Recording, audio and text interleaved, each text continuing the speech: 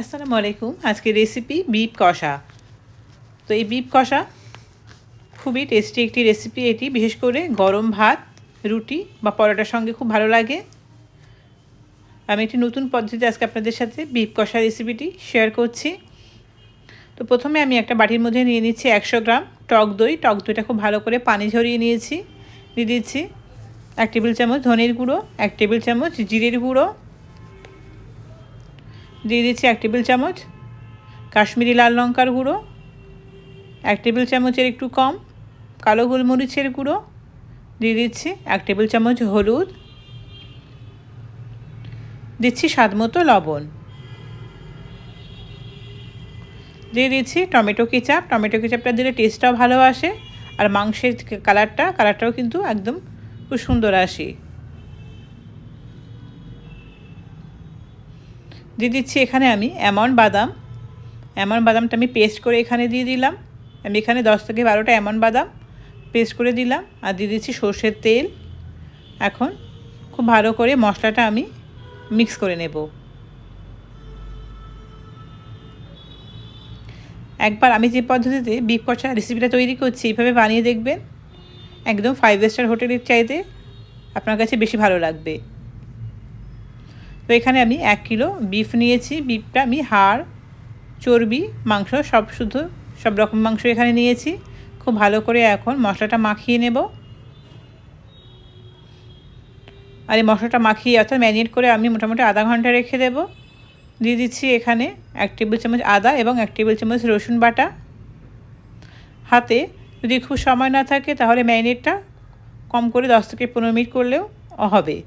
তো যত বেশিক্ষণ রাখা যাবে তত ভালো। চাইলে পুরো সারা রাত বা 12 ঘন্টা রাখলেও আরও বেশি ভালো।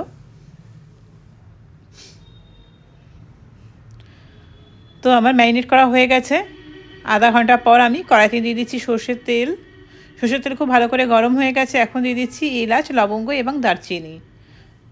30 সেকেন্ডের মতো আমি ভেজে নিয়েছি। খুব সুন্দর ফ্লেভার ছাড়তে শুরু করেছে। এখন এর মধ্যে দিয়ে দিচ্ছি আমি 3 থেকে 4টে স্লাইস করে কেটে রাখা পেঁয়াজগুলো খুব পাতলা না করলেও হবে, যেহেতু এটা বিফ রেসিপি, বিফের মাংস, তো পেঁয়াজগুলো এমনিতেই কষতেই গলে যায়। তো পেঁয়াজটা একদম গোল্ডেন ব্রাউন কালার চলে এসছে। এখন এর মধ্যে ম্যারিনেট করা যে মাংস সেটা আমি অ্যাড করে দিচ্ছি।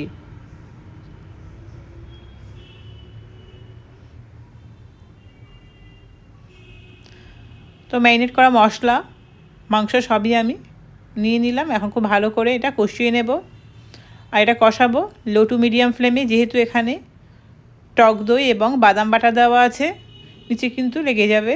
তো সেই জন্য বারবার এটা নাড়তে থাকতে হবে 3 থেকে 4 মিনিট পর পর। আর বেশি হাইতে রাখলে পুড়ে যাবে, তিতো হয়ে যাবে। তো মাংস থেকে অলরেডি পানি ছাড়তে শুরু করেছে। এখন খুব ভালো করে মাংসটা আমি কষিয়ে নেব আর অবশ্যই 2 থেকে 3 মিনিট পর পর একটু নিচে থেকে নেড়ে দিতে হবে, নইলে লেগে যাবে।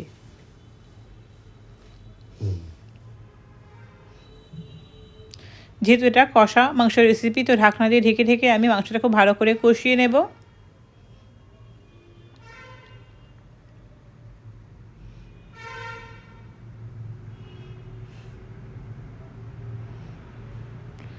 বারবার এইভাবে আমি ওপর থেকে নিচ থেকে খুব ভালো করে নেড়ে চেড়ে নিচ্ছি এবং 3 থেকে 4 মিনিট পর পর ঢাকনা খুলে এবং আলগা করে মাংসগুলো খুব ভালো করে নেড়ে দিচ্ছি।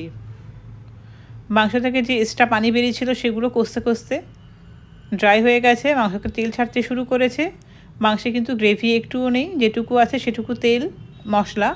আমি এখানে 1 কাপ পরিমাণ পানি অ্যাড করলাম। খুব বেশি পানি অ্যাড করা যাবে না, যেহেতু এটা কষা মাংস আর যেহেতু এটা বিফ একটু কুক হতে দেরি হয়, সেজন্য একটু পানি অ্যাড করতেই হলো। তো আমি 4 থেকে 5টা গোটা কাঁচা লঙ্কা এবং ওপর থেকে একটু গরম মশলা দিয়ে দিলাম। তো আমার বিফ কষা অলরেডি কমপ্লিট। এখন গ্যাসের ফ্লেমটা আমি অফ করে ঢাকনা দিয়ে ঢেকে কিছুক্ষণ রেখে দেব। তো দেখুন তৈরি হয়ে গেছে বিফের রেসিপি। তো এই বিফ কষা রেসিপিটা কেমন লাগলো কমেন্টে কিন্তু অবশ্যই জানাবেন। আমি প্লেটে সার্ভ করে দেখাচ্ছি। এটি রুটি, মাংস, পরোটা, গরম ভাত, পোলাও সব কিছুর সঙ্গে কিন্তু খুব ভালো লাগবে। তো অবশ্যই ট্রাই করবেন। দেখা হচ্ছে নেক্সট রেসিপিতে। ওকে, বাই।